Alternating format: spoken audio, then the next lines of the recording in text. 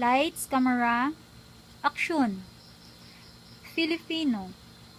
Essential and important question. Number 1. Bakit kailangang sumunod sa panuto? Para maintindihan kung ano ang dapat mong gawin.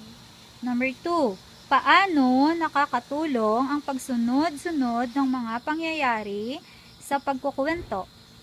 Para mas maintindihan mo ang mga nangyayari at gawing basihan sa iyong gagawin.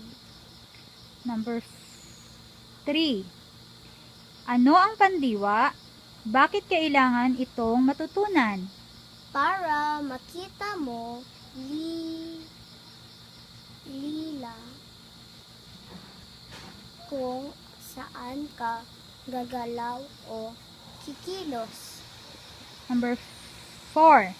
Ano ang pang-uri? Bakit kailangan itong matutunan?